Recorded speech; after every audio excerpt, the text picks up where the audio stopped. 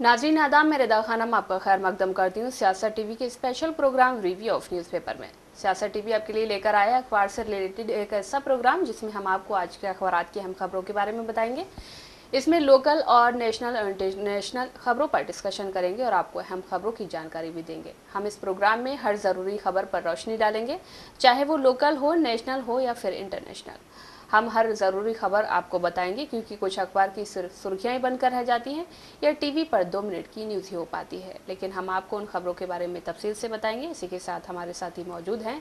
शाहिद उमर, आपका खैर मकदम है। जी शुक्रिया। तो सबसे पहले बात करते हैं लोकल न्यूज़ की। इस वक्त देखा जाए तो जितने भी राजनीतिक दल हैं वो एक दूसरे पर इल्ज़ाम लगाते रहते हैं, क्योंकि राजनीतिक दलों का काम है एक दूसरे पर इल्ज़ाम लगाना। हालांकि जो सत्ता पक्ष होता है उस पर हमेशा विपक्षी पार्टियां इल्ज़ाम लगाती रहती हैं कि इन्होंने ये काम नहीं किए, जो वादे किए थे सत्ता पक्ष ने उन्होंने अभी तक वो पूरे नहीं किए। जैसा कि तेलंगाना में देखा जा रहा है, आए दिन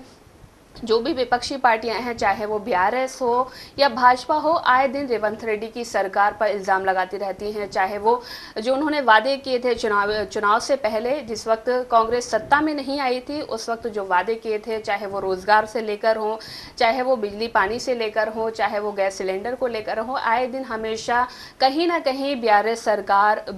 के जो नेता हैं या जो भाजपा के नेता हैं वो हमेशा रेवंत रेड्डी की सरकार पर सवालिया निशान उठाते रहते हैं। कहीं बीआरएस जो है भाजपा और कांग्रेस के जुड़ने की बात कहती है कि कांग्रेस और भाजपा एक साथ जुड़े हुए हैं, इनके लोग आपस में मिले हुए हैं। तो वहीं पर अगर भाजपा की बात करें तो भाजपा भी आए दिन जो है इल्ज़ाम लगाती रहती है। उनका कहना होता है कि जो है बीआरएस के जो नेता हैं, बीआरएस के जो प्रमुख नेता हैं, चाहे वो केटीआर हो या उनके पिता केसीआर हो, वो जो है कहीं ना कहीं रेवंत रेड्डी से जुड़े हुए हैं, मिले हुए हैं। क्योंकि उन्होंने कल ही जो भाजपा के जो नेता हैं, जो केंद्रीय मंत्री भी हैं बंडी संजय, उन्होंने रेवंत रेड्डी पर इल्ज़ाम लगाया है कि उनके साथ केटीआर मिले हुए हैं और केटीआर ने जो अपनी सरकार में रहकर जो घोटाले किए थे, चाहे कालेश्वरम सिंचाई योजना हो, चाहे रेव पार्टी हो, चाहे जो दूसरे ड्रग्स के काम हो, उसमें उनकी जो संलिप्तता पाई गई थी, जो अभी क्लियर नहीं हुए हैं, उसमें उन्होंने इल्ज़ाम लगाया कि कहीं ना कहीं वो रेवंत रेड्डी की सरकार के साथ जुड़े हुए हैं, मिले हुए हैं। क्योंकि अगर वो नहीं मिले होते तो उन पर रेवंत रेड्डी अभी तक कोई कार्रवाई क्यों नहीं कर रहे हैं। इसी को लेकर कल उन्होंने जोरदार तरीके से हमला बोला है रेवंत रेड्डी की सरकार पर, और उन्होंने कहीं ना कहीं बीआरएस और रेवंत रेड्डी जो कांग्रेस सरकार है उनके मिलने का आरोप लगाया हुआ है। आपके देखिए, अगर तेलंगाना में पॉलिटिक्स की बात की जाए तो जिस तरह से अभी बंदी संजय ने जो केटीआर के ऊपर जो आरोप लगाया, बीच में देखा गया था कि कैसे भाजपा जो है वो पूरी तरह से यहाँ पर कांग्रेस जो काम कर रही थी, देखा गया मूसी नदी को लेकर कैसे कांग्रेस को घेरने की कोशिश की गई, जो यहाँ पे हाइड्रा का काम कर रहा था। उसके बाद से अभी जिस तरह से बंदी संजय कुमार ने केटीआर के साथ साथ कांग्रेस पे जो क्लेम किया है, क्योंकि देखा गया था जो अभी हाल ही के लोकसभा इलेक्शन खत्म हुए हैं उसमें ये दावा किया गया था कि जो केटीआर है उन्होंने अपना समर्थन है वो भाजपा को दे दिया, और वजह यही रही कि इस बार के लोकसभा इलेक्शन में भाजपा के जो सीट है वो आगे बढ़े और केटीआर के बीआरएस की अगर बात करें तो उसके जो परसेंटेज है वो कम हुई। हालांकि यहाँ पे अगर हम विधानसभा की बात करें तो यहाँ पे कांग्रेस ने सरकार बनाई, लेकिन अभी जिस तरह से बंदी संजय कुमार जो है लगातार केटीआर को लेकर ये दावा कर रहे हैं कि कांग्रेस से उनका समझौता हो चुका है, तो इससे साफ जाहिर हो रहा है कि अभी जो है भाजपा के पास तेलंगाना में कोई ऐसा रोड मैप तैयार नहीं है, या फिर पब्लिक को लेकर जो इश्यूज है उसके पास अभी कोई ऐसा मुद्दा नहीं है जिसको कांग्रेस को घेरने की कोशिश करे। और यही वजह है कि वो केटीआर और कांग्रेस के साथ एकजुटता दिखाने की बात कर रही है, और उनका दावा ये है कि दोनों एक दूसरे से अलायंस कर लिए। अगर देखा जाए केटीआर की बात किया जाए तो देखा गया कि इलेक्शन जब खत्म हुए हैं, जब खत्म हुए उसके बाद से कुछ महीनों तक बीआरएस जो है वो लगातार खामोश रही। बीजेपी हालांकि थोड़ी बहुत एक्टिव दिखी, लेकिन अभी जिस तरह से लगातार जो बीआरएस के कार्यकारी अध्यक्ष है केटीआर, वो लगातार कैसे एक्टिव हुए, उसके बाद से जो कांग्रेस के कामकाज है उस पर भी उन्होंने कई तरह सवाल निशान खड़ा किया, भाजपा को भी लगातार घेरने की कोशिश की। तो शायद हो सकता है कि जिस तरह से केटीआर अभी लगातार जो बीआरएस से एक टाइम ऐसा लग रहा था कि वो बिल्कुल पूरी तरह से डूब रही है पार्टी, लेकिन अभी जिस तरह से केटीआर ने अभी कमान संभाला हुआ है, तो इससे यहाँ पे भाजपा को काफी डर है कि आने वाले वक्त में ऐसा ना हो कि यहाँ पे हमारी जो पार्टी वो पूरी तरह से नीचे चली जाए और फिर से जैसे पिछली बार कांग्रेस और बीआरएस आपस में लड़ रहे थे, तो इसका कहीं ना कहीं बंदी संजय कुमार को डर सता रहा है, और इसी वजह से शायद अब वो लोगों के बीच ये माहौल बनाने की कोशिश कर रहे हैं कि तेलंगाना में जो कांग्रेस है या फिर केटीआर है कि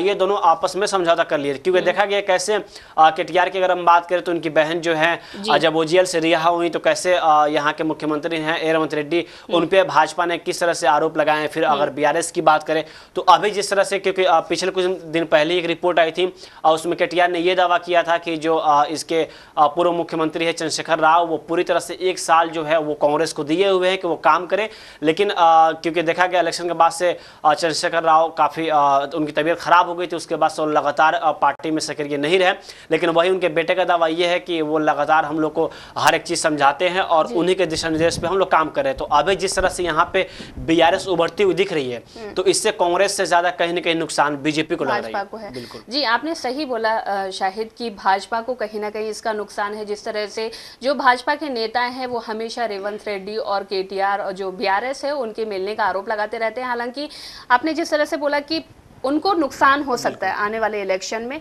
और सही बात है, उनको कहीं ना कहीं डर सता रहा है। यहाँ पे देखें तो अब जीएचएमसी के इलेक्शन होने वाले हैं, फिर पंचायत के इलेक्शन होने वाले हैं, और इसी के साथ कांग्रेस ने जिस तरह से यहाँ पे जाति सर्वे शुरू कराई है तो इसको लेकर भी जो भाजपा का खैमा है वो कहीं ना कहीं आपस में अंदर उसके गहरी चर्चाएं चल रही हैं। और यही वजह है कि शायद हो सकता है कि बंदी संजय कुमार जो है वो लगातार बीआरएस और कांग्रेस को एक की बात कर रहे हैं। जी, तो जैसा जिस तरीके से जो केटीआर की बहन है के कविता, वो जब जेल से बाहर आई थी उनको जमानत दी गई थी, जो उन पर जो मामले चल रहे थे लीकर स्कैम को लेकर, उसमें कहीं ना कहीं ऐसा बताया जा रहा था कि उनको जो है कहीं ना कहीं भाजपा सरकार की वजह से अंदर रहना पड़ रहा है। लेकिन वहीं पर जब ये इलेक्शन हुए उसके बाद जब वो बाहर आई जमानत पर, तब भी रेवंत रेड्डी सरकार ने ऐसा बोला था कि ये लोग मिले हुए हैं तभी जो है वो बाहर आई हैं। उन्होंने ऐसा इल्जाम लगाया था। हालांकि उस पर कई बार ऐसी चर्चाएं भी हुई थी, उन पर तंज भी किए गए थे कि ये जो है ऐसा इल्जाम लगा रहे हैं जैसा उनको लगाना नहीं चाहिए। खैर, उसके बाद बात करें महाराष्ट्र की, इस वक्त महाराष्ट्र में चुनाव होने वाले हैं। महाराष्ट्र ही नहीं, उसके बाद झारखंड में भी 2 राज्यों में चुनाव होने वाले हैं, 13 तारीख और 20 तारीख को। हालांकि देखा जाए वहां पर जो चुनावी पार्टियां हैं वहां पर अपना चुनाव प्रचार करने जा रही हैं। देखा जाए कल भी प्रधानमंत्री नरेंद्र मोदी महाराष्ट्र गए थे, उन्होंने महाराष्ट्र में एक चुनावी सभा को संबोधित किया था। इस दौरान उन्होंने वहां पर जो महाविकास अघाड़ी है उस पर जमकर हमला बोला था और उन्होंने इस दौरान 370 का भी जिक्र किया था। शाहिद, उन्होंने कहा था कि जिस तरह से ये लोग 370 का समर्थन करते हैं वो कहीं से भी सही नहीं है, क्योंकि उन्होंने ये भी कहा था कि जिस तरह भाजपा की जो महाविकास अघाड़ी की जो नेता है वो महिलाओं को लेकर अभद्र भाषा का प्रयोग करते हैं, ये कहीं ना कहीं अपनी सरकार का पावर दिखा रहे हैं। कि उन्होंने कहा कि अगर ये सत्ता में आते हैं तो इस तरह से अभी चुनाव से पहले इस तरह से ये इल्जाम लगाते हैं और जो महिलाओं के खिलाफ अभद्र भाषा का प्रयोग करते हैं, अगर ये सत्ता में आते हैं तो उससे ज्यादा ये लोग ऐसा काम करेंगे कि लोगों को और जनता को काफी नुकसान होगा। इसीलिए उन्होंने अपने आप को, अपनी पार्टी को वोट देने की अपील भी की थी कल। देखिए, अभी आपने कहा कि वो जम्मू कश्मीर का मुद्दा लाकर या फिर जो महिलाओं की सुरक्षा की बात थी उस मुद्दे को लाकर वहाँ पे जनता से वोट की अपील कर रहे हैं। इसी के साथ बयान में उनका ये भी जिक्र किया गया कि कैसे कांग्रेस, प्रधानमंत्री मोदी का खुद बयान सामने है, उसमें उन्होंने ये कहा कि कांग्रेस तो वादा कर लेती है लेकिन उन्हीं के अध्यक्ष जो है मल्लिकार्जुन खड़गे वो ये कहते हैं कि भाई तुम वादे वो न करो जो वादे पूरे हो पाए। अभी महाराष्ट्र का इलेक्शन देखा जाए तो वहाँ पे देखा जा रहा है कि जो कैसे पार्टियां हैं वो किस तरह की वहाँ पे चर्चाएं कर रही हैं और कैसे मुद्दे उठा रहे हैं। इलेक्शन हो रहा है माफ कीजिएगा, इलेक्शन हो रहा है महाराष्ट्र में और मुद्दे ला रहे हैं जम्मू कश्मीर के। मानो ऐसे कि वहां का जो मसला है, जो तार खींचा हुआ है वो जम्मू कश्मीर से, वहां का जो देश के वजीर आजम है वहां पे जाकर कैंपेनिंग कर रहे हैं और वहां पे वो अपना, क्योंकि अगर अभी देखा जाए तो पिछली सरकार भाजपा के साथ रही, भाजपा से मिलकर वहां पे आपने शिंदे के साथ महाराष्ट्र में अपने इलेक्शन वहां पे पूरी सरकार चलाई, तो आखिरकार आपने पिछले जो सालों में आपका कार्यकाल रहा उस दरमियान आपने क्या किया? बात तो इस मुद्दे पे होनी चाहिए। अगर महाराष्ट्र का देखा जाए तो वहां पे कैसे हाल के दिनों में कैसे घटनाएं लगातार बढ़ती जा रही हैं। अभी आपने महिलाओं की सुरक्षा की बात की,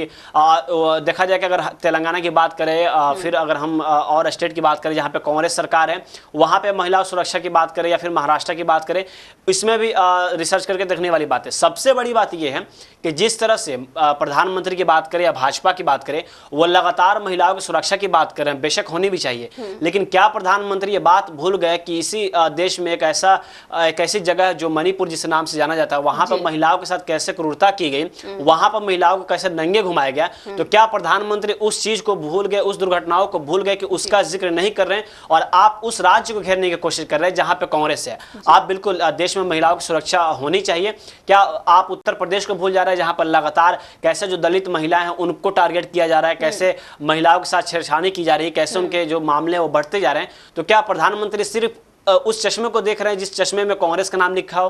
आप देश के प्रधानमंत्री है, 140 करोड़ लोगों के प्रधानमंत्री हैं, तो आप बात कर रहे हैं तो आपको जम्मू कश्मीर छोड़ के महाराष्ट्र की जो असल इशूज है, वहां पे जो रोजगार की बात है, बेरोजगारी की बात है, महंगाई चल रही, आपको उस पर जिक्र करनी चाहिए। देखा गया लोकसभा चुनाव का इलेक्शन कैसे बकरियों का जिक्र किया गया, गले से मंगलसूत्र छीन लिए जाएंगे उसका जिक्र किया गया। तो आप समझ सकते हैं कि भाजपा के पास जो अभी और उसका जो मैनिफेस्टो है, वो अपने मैनिफेस्टो से ज्यादा जो अपने उसकी विरोधी पार्टी है उसके मैनिफेस्टो पे ध्यान देती है, और मुद्दे ऐसे लाए जाते हैं कि इलेक्शन महाराष्ट्र में चल रहे हो और मुद्दे आपको बिहार का आ जाएंगे, मुद्दे आपको जम्मू कश्मीर का आ जाएंगे, पाकिस्तान के आ जाएंगे। मानो कि पाकिस्तान का वो इलेक्शन कमीशन है जो पाकिस्तान से डील कर रहा हो और वहां से सारी चीज आपको चल रही है। महाराष्ट्र में क्या, अभी महाराष्ट्र की हम बात करें तो वहां पे देखा गया पिछले कुछ महीनों में कैसे वहां पे जो अपराध के मामला है वो बढ़े। महाराष्ट्र ऐसा राज्य है जहां पे धार्मिक मामलों को लेकर भी कई सारे गतिविधियां सामने आई है। महाराष्ट्र जिसको आपको देश के आर्थिक राजधानी कहा जाता है,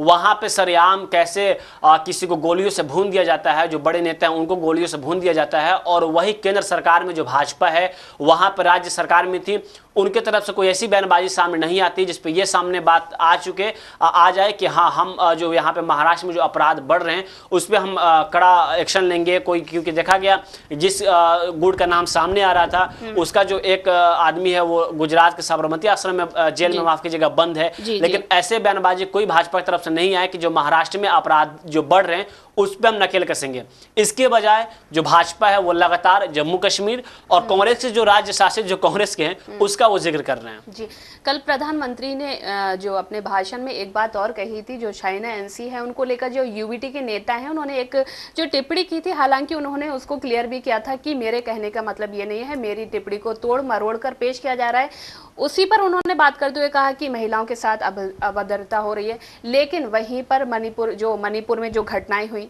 महिलाओं के साथ जो हिंसा हुई, उनको घुमाया गया इस तरीके से कि कोई आम इंसान भी उस चीज को एक्सेप्ट नहीं करेगा। और वहीं पर देखा जाए यूपी में लगातार महिलाओं के खिलाफ जो है घटनाएं बढ़ती जा रही हैं, आए दिन रेप की घटनाएं सामने आ रही हैं, उनको मारने पीटने की घटनाएं सामने आ रही हैं। वहीं पर हमने कुछ दिन पहले देखा था, एक खबर पड़ी थी कि एक लड़की के साथ रेप हुआ था और वहां पर वो रिपोर्ट लिखाने गई थी पुलिस स्टेशन में। वहां पर जो पुलिस स्टेशन में एसएचओ थे उन्होंने 10,000 रुपए लेकर लड़का जो जिन्होंने रेप किया था उससे 10,000 रुपए लेकर केस को रफा दफा कर दिया शाहिद। उसके बाद उस लड़की ने वो इतना दुखी हो गई कि उन्होंने जो है जहर खा लिया। हालांकि उनकी अभी स्थिति स्थिर है, वो उनको मतलब ऐसा कुछ नहीं हुआ है, लेकिन कहीं ना कहीं महिलाएं जो हैं सुरक्षित नहीं हैं। जैसा कि वो दूसरे राज्यों की बात करते हैं, चाहे जहाँ पर कांग्रेस की सरकार है या दूसरे जो विपक्षी पार्टियां उनकी सरकार है, वो उनको लेकर हमेशा ऐसी बात करते रहते हैं कि महिलाएं सुरक्षित नहीं है। उनके जब भी कोई विधानसभा चुनाव होते हैं, लोकसभा चुनाव होते हैं, उनका मुद्दा रहता है पाकिस्तान और हिंदुस्तान, उनका मुद्दा रहता है हिंदू और मुस्लिम, उनका मुद्दा रहता है महिलाओं की सुरक्षा। अगर महिलाओं की सुरक्षा की वो बात करते हैं, लेकिन महिला की सुरक्षा तो कहीं दिखाई नहीं देती है। महिला, जैसे कि गृह मंत्री अमित शाह कुछ टाइम पहले यूपी गए थे, उन्होंने बोला था कि रात में 12 बजे महिला जो है गहने पहनकर चल सकती है। गहने पहनने की दूर की बात है, वो तो ऐसे भी नहीं चल सकती, वो तो किसी के साथ भी नहीं चल सकती है। अगर किसी के साथ भी जाती है, अपने कुछ दिन पहले हमने ये खबर पड़ी थी, कुछ महिलाएं जो है अपने परिजनों के साथ जा रही थी, रास्ते में उनको कुछ बदमाशों ने घेर लिया, उनके साथ अभद्रता की गई और उनके गहने जो है छीन लिए गए और उनके साथ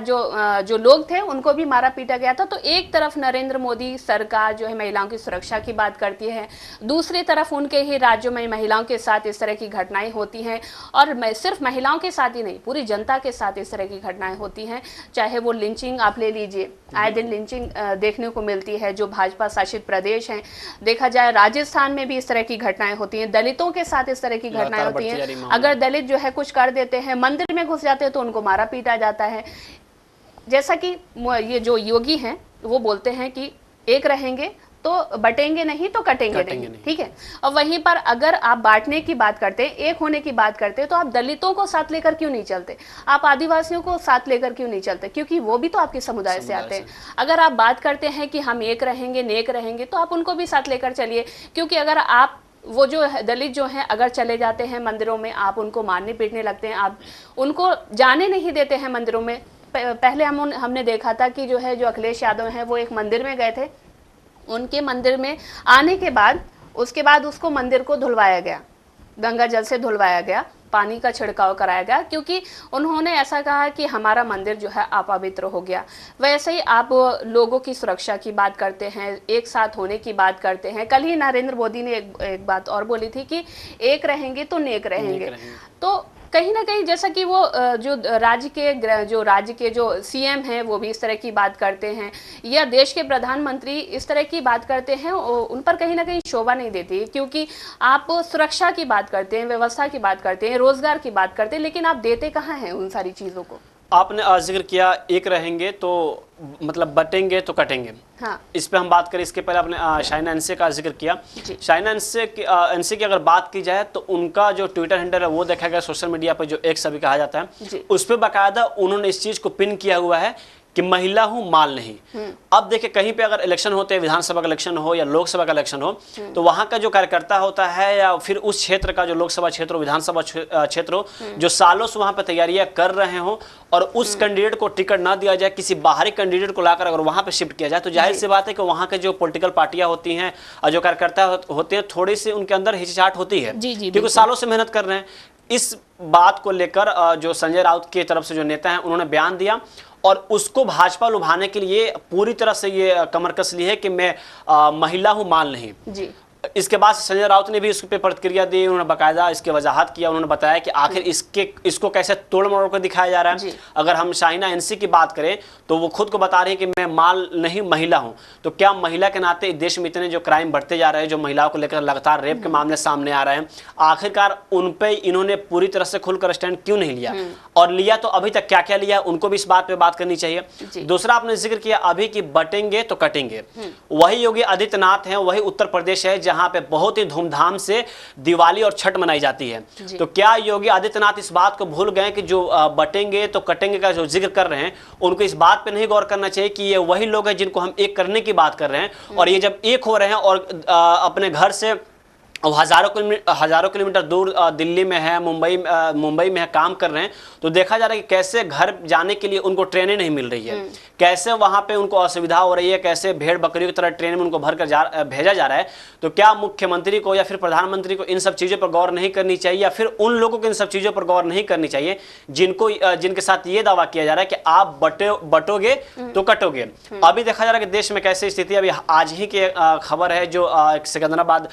एक्सप्रेसवे है, वो कैसे उसके 3 डिब्बे जो है वो पटरी से उतर गए हैं, वो पश्चिम बंगाल जा रही थी। हालांकि उसमें 703 डब्बे में 700 लोग सवार थे, जो ऐसी मीडिया रिपोर्ट आ रही है। अच्छी खबर ये रही कि किसी के हताहत होने की खबर नहीं है, लेकिन जो देश में अभी जो एक तरफा माहौल बनाया जा रहा है कि बटेंगे तो कटेंगे, एक रहेंगे तो कटेंगे नहीं, देखा गया कैसे उत्तर प्रदेश में भी पोस्टर वॉर शुरू हुए। लेकिन क्या ये उत्तर प्रदेश की अगर हम बात करें, बिहार की बात करें, या फिर अगर हम प्रधानमंत्री मोदी की बात करें, जो एक होने की बात करते हैं, लेकिन अभी जिस तरह से छठ पूजा की बात करें, दिवाली की बात करें, होली की बात करें, इस टाइम कैसे लोगों को घर जाने के लिए रेलवे के साथ असुविधा हो रही है, उनको टिकटें नहीं मिल पा रही हैं, तो क्या इन सब चीज़ों पे गौर करने वाली बात नहीं है, क्या इन सब चीज़ों पे बहस करने की बात नहीं है। अगर हम बात करें अखबारों की, तो देखा जा रहा है कि कैसे जो अखबार हैं वो भी इन सब चीज़ों को हेडलाइन कैसे मतलब एकदम मसाला लगाकर बना रहे हैं कि ऑडियंस पढ़े। आप समझ रही हैं कि कैसे ऑडियंस को भी मतलब एक जो पूरी माइंड सेट है उसको देने की कोशिश की जा रही है कि पूरी हेडलाइन आ रही है तो बटेंगे तो कटेंगे। क्या अखबार के भी ये दायित्व तो नहीं बनता है कि वो भी इस चीज की समीक्षा करें कि कोई भी प्रधानमंत्री हो या मुख्यमंत्री हो, क्या वादे करके सत्ता में आए थे, और अभी उनके 5 साल या 4 साल के बीच जो कार्यकाल रहे, तो उनके एक एक करके अभी कैसे स्टैंड बदल रहे हैं, जो वादे थे वो कितने पूरे हुए, और अभी उस वादे को छुपाने के लिए अभी कैसे बयानबाजी कर रहे हैं। तो अखबार की अगर हम बात करें तो वो भी देखा जा रहा है कैसे जो मानो की मतलब पूरी जो परिवारवाद कहते हैं, ये अपनी पूरी जो दोस्ताना है उसको निभाने की कोशिश कर रहे हैं। और अगर एक कोई मुख्यमंत्री मुख्यमंत्री है तो उसके जो हेडलाइन होती है वो कैसे सुर्खियां बनाई जाती हैं। और वही हमने देखा महाराष्ट्र की अगर बात करें अकबरुद्दीन अवैसी की, उन्होंने जो 15 मिनट का जिक्र किया था तो उसको भी मीडिया में या अखबार में कैसे तोड़ मरोड़ कर दिखाया गया कि जो उसकी टीआरपी है वो पूरी तरह से मिल सके। जी, आपने दोस्ताना बढ़ाने की बात की कि जिस तरह से मेन स्ट्रीम मीडिया और अखबार जो है कहीं ना कहीं सरकार के पक्ष में ही काम करते हैं, जिस तरह से उनकी हेडलाइंस होती है, उनकी जो खबरें होती हैं तो वो सरकार के पक्ष में ही होती हैं। आपने दोस्ताना बढ़ाने की बात की तो वहीं पर बात करते हैं, कल झारखंड में चुनावी सभा के लिए राहुल गांधी गए थे, वहाँ पर उन्होंने जिक्र करते हुए नरेंद्र मोदी का जिक्र करते हुए कहा कि वो सिर्फ अडानी अंबानी के लिए काम करते हैं, वो संविधान के लिए काम नहीं करते हैं। अब वो कहीं ना कहीं अपने दोस्ताना बढ़ाने के लिए उनको नाखुश ना हो वो, इसलिए वो नरेंद्र मोदी जो हैं कहीं ना कहीं जनता से जो है दूर हटते जा रहे हैं। वो जनता के लिए काम नहीं करते हैं, वो अडानी अंबानी के लिए काम करते हैं। और उन्होंने वहीं पर कहा कि मैं संविधान बचाने आया हूँ, मैं दलितों को बचाने आया हूँ, मैं आदिवासियों को बचाने आया हूँ। और वहीं पर मोदी सरकार मुझे बोलते हैं कि राहुल गांधी जो है देश को तोड़ने की बात करते हैं। उन्होंने कहा कि संविधान को बचाना, दलितों को बचाना, आदिवासियों को बचाना, जनता का साथ देना क्या संविधान के खिलाफ है? उन्होंने इस तरह से उन्होंने प्रहार किया है नरेंद्र मोदी सरकार पर। और वहीं पर उन्होंने जनता से वादे करते हुए कहा कि अगर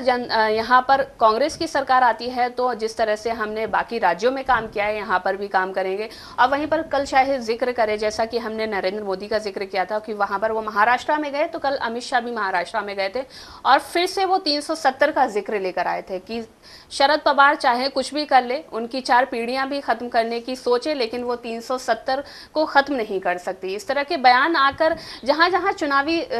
चुनावी माहौल होता है, विधानसभा चुनाव आते हैं या लोकसभा चुनाव आते हैं, ये राजनीतिक पार्टियां जो हैं वहां पर जाकर जो मुद्दे नहीं होते हैं देश के, उन पर बात करती हैं। अगर देखा जाए, शायद पिछले दिनों हमारी एक रिपोर्ट आई थी कि हंगर इंडेक्स की एक रिपोर्ट आई थी, हमारा भारत जो है 105वें स्थान पर है। वहाँ पर वो इनकी बात ना करके हिंदू मुस्लिम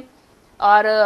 विपक्षी पार्टियों की बात करते हैं, महिलाओं की सुरक्षा की बात ना करके हिंदू मुस्लिम करते हैं, दूसरे मुद्दे उठाते हैं जिसकी कोई गुंजाइश नहीं होती है। क्या 2014 से पहले भारत नहीं था? बिल्कुल था। तब भी क्या लोग बटे हुए थे? नहीं बटे हुए थे, फिर भी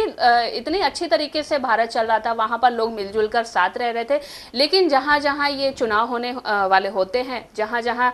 विधानसभा चुनाव हो या लोकसभा चुनाव है, वहाँ पर जो वक्त नज़दीक आता है तो वहाँ पर जो नेता हैं वो वहाँ पर अनर्गल जो है बयान देते हैं। ये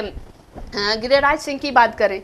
वो हमेशा इस तरह की बात करते हैं कि अगर दूसरा जो समुदाय है वो खामोश ना बैठे तो कहीं ना कहीं दंगे हो सकते हैं। या असम के मुख्यमंत्री हेमंत बिस्वा शर्मा, अगर वो जिस तरह के बयान देते हैं मुसलमानों को लेकर, अगर दूसरा समुदाय खामोश ना बैठे तो दंगे भी हो सकते हैं। महाराष्ट्र का भी आपने जिक्र किया कि 370 भाजपा की अगर हम बात करें तो महाराष्ट्र में अगर देखा जाए तो वहाँ पे करीब 2 करोड़ की आबादी बताई जाती है मुसलमानों की जी। वहाँ पे 30 से 35 ऐसे विधानसभा सीट हैं जहाँ पे मुस्लिमों की आबादी 25% से ज़्यादा है। महाराष्ट्र में भाजपा खास तौर पे 370 का जिक्र इसलिए करना चाहती है क्योंकि देखा गया 370 का जो मुद्दा रहा काफ़ी बड़े पैमाने पर उसको भाजपा ने भुनाने की कोशिश की। भाजपा ये सब मुद्दे तब लाती है जहां वहां पे उस राज्य में उसको लगता है कि हम यहाँ पे जो वोट बैंक है वो खिसक रहा है और सच में यहाँ पे जो काम के मसले हैं, जो काम के असल मुद्दे हैं, उससे हमारी पार्टी बैकफुट पे जा रही है। तो वो जानबूझकर कहा जाता है ना कि धर्म की जो अफीम होती है बहुत खतरनाक होती है और भाजपा अच्छे से उसको लुभाने की कोशिश करती है। और यही वजह है कि भाजपा महाराष्ट्र में 370 का इसलिए जिक्र कर रही है कि वो दिखाना चाहती है कि हम कैसे हिंदुत्व के बड़े नेता हैं। क्योंकि देखा जाता है भाजपा में, अभी आपने हेमंत बिस्वा शर्मा का जिक्र किया, अभी सोशल मीडिया पे ऐसे दावे किए जा रहे हैं कि भाजपा में इस बात की होड़ मची हुई है कि सबसे बड़ा हिंदू नेता कौन जी। योगी आदित्यनाथ की बात करें तो लोगों का यह मानना है कि योगी आदित्यनाथ के बाद से हेमंत बिस्वा शर्मा आप खुद को इतना दिखाना चाहते हैं कि हम हिंदू के बड़े नेता हैं। महाराष्ट्र में भी इसी चीज को लेकर आगे भाजपा बढ़ रही है क्योंकि जिस तरह से देखा जा रहा है कि महाराष्ट्र के इलेक्शन में 370 का जिक्र किया जा रहा है, तो इससे साफ तौर पर यह जाहिर होता है कि महाराष्ट्र में जो हिंदू वोट बैंक है उस पर भाजपा पूरी तरह से नकेल कसने की कोशिश कर रही है। क्योंकि भाजपा को अब ऐसा लग रहा है कि जो हमारे वोट बैंक है जो हिंदुओं के वो खिसक रहे हैं, क्योंकि वहां पे एक अल्पसंख्यक जो समुदाय है वो खास तौर पे कहीं ना कहीं महाविकास आघाड़ी जो है उसका समर्थन कर रही है। लेकिन अब जो हिंदू वोटर की बात करें जिसको भाजपा पे पूरी तरह से एतमाद होता है, क्योंकि महाराष्ट्र का नागपुर है जहां पे आरएसएस का गढ़ माना जाता है और आरएसएस भी महाराष्ट्र में पूरी तरह से भाजपा को जिताने के लिए पूरी कड़ी मेहनत कर रही है। कई ऐसे सभाएं जो संबोधित कर रही है। अब इसके मद्देनजर की कोई कहा जाता है कि अभी हाल ही के इलेक्शन में जो हुए थे उसमें इसके पहले देखा गया था कि जो जेपी नड्डा हैं किस तरह से आरएसएस को लेकर बयान दिए थे, उसके बाद से आरएसएस और भाजपा के लेकर थोड़ी बहुत खींचातानी चली थी और इसी की वजह से भाजपा के इस बार जो रिजल्ट रहे वो बेहतर नहीं रहे। हालांकि देखा गया कि इलेक्शन के बाद कैसे भाजपा और आरएसएस के बीच बैठक हुई, मंथन चली और महाराष्ट्र में पूरी तरह से आरएसएस ने भाजपा को जिताने के लिए अपनी कमर कस ली है। लेकिन अब जिस तरह से महाराष्ट्र में 370 का जिक्र किया जा रहा है, इससे साफ तौर पर यह है कि भाजपा वहाँ के जो हिंदू वोटर है उसको लुभाने की कोशिश कर रही है और खुद को दिखाना चाहती है कि हम कैसे जो एक तबका है, जो एक समुदाय है, उसके लिए सोच रहे हैं। और अगर महाराष्ट्र में हमारी सरकार नहीं बनती है तो जो जम्मू कश्मीर में है वैसा ही सिचुएशन महाराष्ट्र में भी हो सकता है। जी, तो महाराष्ट्र की बात करें, महाराष्ट्र आपने जैसा कि बोला कि एक खास समुदाय जो है एमवीए को समर्थन देने की बात कर रहा है। हालांकि भाजपा इससे कहीं ना कहीं डर रही है और उन्होंने इस तरह से कोशिश करे कि जो बाकी वोट बैंक जो है हमारे पक्ष में आ जाए, वहीं पर बात की जाए। एक खबर सामने आ रही है कि ऑल इंडिया उलेमा ने जो है एमवीए को समर्थन देने की बात कही है, लेकिन उन्होंने इसके साथ ही अपनी शर्तें भी रखी हैं और उन्होंने एक दो नहीं 17 शर्तें उनके साथ रखी हैं, सामने रखी हैं। उन्होंने इन शर्तों की बात करें तो वो शर्त सबसे पहले यहाँ से स्टार्ट होती है, वक्फ बिल का उन्होंने विरोध किया है। नौकरी और शिक्षा में उन्होंने 10% मुस्लिम आरक्षण देने की बात की है और महाराष्ट्र के 48 जिलों में मस्जिद, कब्रिस्तान और दरगाह की जब्त ज़मीन को आयुक्त के जरिए सर्वे कराने का आदेश दिया जाए, इस तरह की बात की है। महाराष्ट्र के वक्फ मंडल के विकास के लिए 1000 करोड़ का फंड दिया जाए। साल 2012 से 24 के दंगे फैलाने के आरोपों में जेल में बंद निर्दोष मुसलमानों को बाहर निकालने की मांग भी की है। और वहीं साथ ही उन्होंने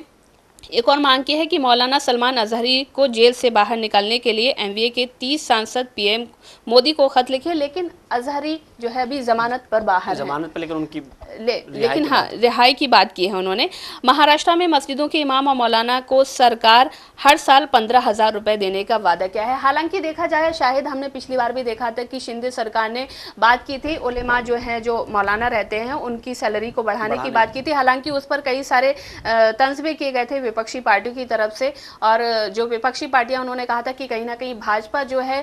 मुसलमानों के खिलाफ है, लेकिन एक तरफ वो इस तरह की बात करते हैं कि उनकी सैलरी बढ़ा जाए, क्योंकि कहीं ना कहीं वो उनके गठबंधन की सरकार है।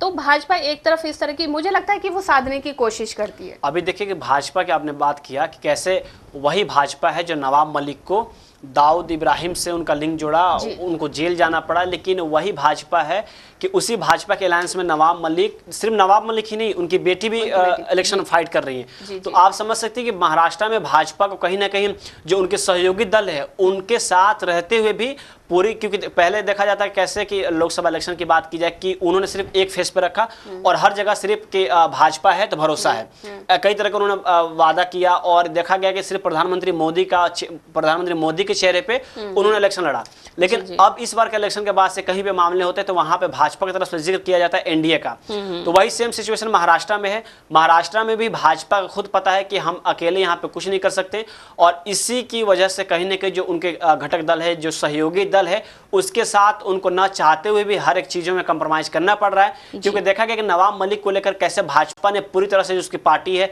वो नकेल कसने की कोशिश की, यहाँ तक कि ये भी रणनीति बनाई गई कि नवाब मलिक हैं और जो उनकी बेटी है उनका टिकट काट दिया जाए, क्योंकि वही भाजपा है। उन्होंने दाऊद इब्राहिम से उनका लिंक जोड़ा था, कई तरह की उनको लेकर बातें की गई थी, कई तरह का जिक्र किया गया था। लेकिन जब उसी पार्टी की तरफ से एक ऐसा पार्टी ने उनको टिकट दिया तो इससे कहीं ना कहीं जो भाजपा है उसके अंदर बेचैनी शुरू हो गई। अभी आपने जो वहाँ की जो उलमाए कमेटी है उनका आपने जिक्र किया कि जो टोटल उन्होंने 17 मांग की है और सभी 17 में सबसे अहम बात यह है कि उन्होंने इस बात का भी जिक्र किया है कि 2012 से लेकर 2024 तक या 14 से 24 तक जितने लोग मुस्लिम जो जेल में बंद है उनकी रिहाई की जाए और इसी के साथ जो दंगे में जो लोग शामिल है उनको जेल में डाला जाए। देखिए ये सबसे इम्पोर्टेंट बात है, क्योंकि देखा जा रहा है कहीं पे दंगे हो रहे हैं। आपने अभी एक नेता का जिक्र किया कि कहा जाता है कि एक तबका जो है वो अभी खामोश है, अगर वो भी उठ जाए तो ना जाने देश में क्या होगा। देखा जा रहा है कि कई जो अभी हमने देखा कि उत्तर प्रदेश के जो बहराइच का मामला सामने आया कि वहां पर कैसा भी एक तबका जो था वो पूरी तरह से खामोश था। अगर दोनों तबके में अगर हाथापाई होती या बात बढ़ती तो विवाद वहां और बड़ा हो जाता। कहीं पे दंगे होते हैं तो देखा जाता है किसी एक खास समुदाय पे ज्यादा टारगेट किया जाता है, हालांकि उकसाने वाले कोई और होते हैं, और उसके बाद से अगर जेलों में जाने की तादाद देखें, अगर उनकी हम संख्या देखें तो कोई एक खास समुदाय होता है जिसकी गिरफ्तारियां ज्यादा होती हैं। और दिल्ली दंगों में भी देखा गया कैसे दिल्ली दंगे को उकसाने वाले कोई और थे जो हिट स्पीच दिए, उनकी गिरफ्तारी नहीं हुई और जो एक खास समुदाय के लोग हैं उनको जेल में डाला गया। इसी सब मामले को लेते हुए महाराष्ट्र की तरफ से, महाराष्ट्र में जो अभी उलमाओं की तरफ से जो 17 डिमांडें की गई है उसमें मुझे लगता है सबसे अहम बात यही है कि जो लोग अभी जो इन सब चीजों में मुलविस नहीं है, उनकी जो गिरफ्तारी हुई है वो जेल में बंद है, उनकी रिहाई की जाए। इसी के साथ देखा जा रहा है कि महाराष्ट्र में कैसे अभी हाल के दिनों में जो हेड स्पीच के मामले सामने आए हैं उस पर जो वहाँ की गवर्नमेंट है या फिर केंद्र सरकार की गवर्नमेंट है उन पर वो कोई एक्शन नहीं ले रही है, तो इसका भी उन्होंने जिक्र किया है, इस पर भी उन्होंने गहन चर्चा की है। और इसके साथ जो उन्होंने ये महाविकास अघाड़ी को कहा है कि आप इसके खिलाफ भी बात करें, और इसी के साथ उन्होंने ये भी कहा है कि जो विधानसभा इलेक्शन है उसमें हमारे तरफ से कम 40 या 50 उम्मीदवार को उतारे, इसका भी जिक्र किया गया है। तो आरएसएस को बैन करने की आरएसएस, हाँ, सबसे बड़ी बात तो यह है कि महाराष्ट्र जो कि नागपुर उसका गढ़ है और वहां पे जो उलमाओं की तरफ से कहा गया है कि आरएसएस को बैन की जाए। मुझे लगता है कि ये महाविकास अघाड़ी के लिए बहुत एक बड़ी चुनौती है और इन सब चीजों में उनको मंथन करने की जरूरत पड़ेगी, और मुझे लगता है कि इतना आसान नहीं कि जो 17 डिमांडें हैं कि वो पूरी हो जाए। अगर 17 में 7 भी डिमांडें पूरी हो जाती हैं तो ये उनके लिए बहुत बड़ी जीत होगी। जी, कल नरेंद्र मोदी जिस तरह से वहां गए थे महाराष्ट्र में, उन्होंने महिलाओं की सुरक्षा की बात की थी, बहुत अच्छी बात है, उन्होंने महिलाओं की सुरक्षा की बात की थी, लेकिन वहीं पर देखा जाए शायद जो महिलाओं के साथ अत्याचार होते हैं, जो उनको मतलब उनको प्रताड़ित किया जाता है, जैसा कि हमने पिछले दिनों देखा था, बिल्किस बानो का ही केस ले लीजिए, उनके साथ जिस तरह की घटनाएं हुई थी, तो 2002 में जो कांड हुआ था उनके साथ, जो रेप किया गया था, दुष्कर्म किया गया था, उनके साथ 11 आरोपी थे, उनको जेल से बाहर किया गया। किसकी सरकार में हुआ? आपकी सरकार में हुआ। आप महिलाओं की सुरक्षा की बात करते हैं, वहीं पर आप महिलाओं के जो आरोपी हैं उनको रिहाई दे देते हैं, उनको जमानत पर बाहर छोड़ देते हैं। वहीं पर वही लोग आकर आपके लिए चुनाव प्रचार भी करते हैं। सबसे तो शर्मिंदगी की बात है कि कोर्ट की तरफ से रिहाई दी जाती है, लेकिन वही सोसाइटी, वही समाज है कि कैसे उनको लाइन में कतार में खड़े करा के मिठाई लाकर मुंह मीठे कराते हैं और माला पहना जाते हैं। अब औरतें वो लेडीज करती हैं। तो आप समझ सकते हैं कि कैसे पूरे जो सोसाइटी है, जो पूरी समाज है, उसकी जो माइंड है, कैसे उसका ब्रेन वॉश किया जा चुका है। और मानो कि कोई इतनी बड़ी जंग पे वो निकले हों या देश के लिए कोई क्रांतिकारी काम करके वो जेल से बाहर आए हों, तो ये भी जो भाजपा है, जो कहा जाता है धर्म की जो अफीम है, वो पूरी तरह से चका चुकी है और इसी का जो नतीजा है वो अब सामने खुलकर आ रही है। जी, सिर्फ हम बिल्किस बानो की बात करेंगे, वहीं पर अगर दूसरी तरफ देखा जाए जो बीएचयू में जो घटना हुई थी, एक लड़की के साथ इन लोगों ने रेप किया था, और भाजपा के वो कार्यकर्ता थे, जी कार्यकर्ता थे, उनको बाद में रिहाई दे दी गई, उनमें से 2 को। वहीं पर अगर देखा जाए भाजपा जो है अगर बात करती है महिलाओं की सुरक्षा की, तो सिर्फ बात ही ना करें, उनके लिए काम भी करें। और जिस तरह से अगर आप सिर्फ एक वोट पाने के लिए इस तरीके की बात करते हैं तो ऐसा लगता है कि ये सरकार ज़्यादा दिन तक टिकने वाली नहीं है। ठीक है, अगर आप टिक जाएंगे, लेकिन ये सारी चीज़ें लॉन्ग टाइम के लिए नहीं चलती हैं, क्योंकि कभी ना कभी ऐसा होता है कि मतलब जो मुद्दे होते हैं वो कहीं ना कहीं जनता उसके खिलाफ उठाना चाहती है, क्योंकि अगर देखा जाए जनता अब मुखर हो गई है। पहले ये लोग धर्म को लेकर या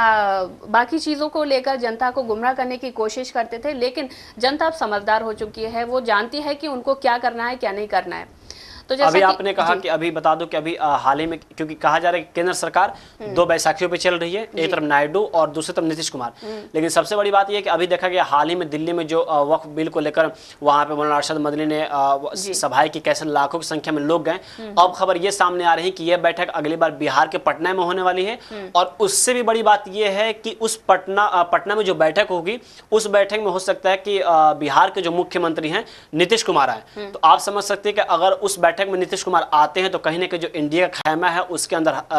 हलचल मचेगी और इसके नतीजे आने वाले वक्त में कुछ भी हो सकते हैं। जी, तो नरेंद्र मोदी सरकार 2 बैसाखियों पर टिकी हुई है। एक चंद्रबाबू नायडू ने उनको समर्थन दिया है, दूसरी तरफ नीतीश कुमार ने समर्थन दिया है। और देखा जाए ये दोनों ही सेक्युलर हैं, दोनों ही जो दूसरे समुदाय हैं, जो खास समुदाय हैं, उनके समर्थन की हमेशा बात करते रहते हैं। चाहे अभी जो चंद्रबाबू नायडू हैं, उन्होंने जो महिलाओं को, जो मुसलमान हैं, उनको समर्थन देने की बात बात कही थी कि जो भी मुद्दे हैं हम उनको क्लियर करेंगे। वहीं पर नीतीश कुमार की बात करें, वो भी कहीं ना कहीं एक खास समुदाय के हमेशा साथ रहते हैं और उनको ये एक नेता का काम होता है कि वो जनता ये ना देखे कि वो धर्म और जाति को ना देखकर काम करे, बल्कि जो जनता के मुद्दे हैं उसको देखकर काम करे। तो जैसा कि नाज़रीन आपने देखा कि हमने आपको न्यूज़पेपर के जरिए हम खबरों से रूबरू कराया है। ऐसे ही ज़रूरी खबरों से रूबरू होने के लिए हमारे साथ इस प्रोग्राम से जुड़े रहें। और अगर आपकी इस प्रोग्राम से रिलेटेड कोई भी राय है तो हमें कमेंट बॉक्स में ज़रूर लिखें। इसी के साथ हमारा प्रोग्राम यहीं ख़त्म होता है। मुझे और मेरे साथी शाहिद उमैर को दें इजाज़त। अल्लाह हाफ़िज़। अल्लाह हाफ़िज़।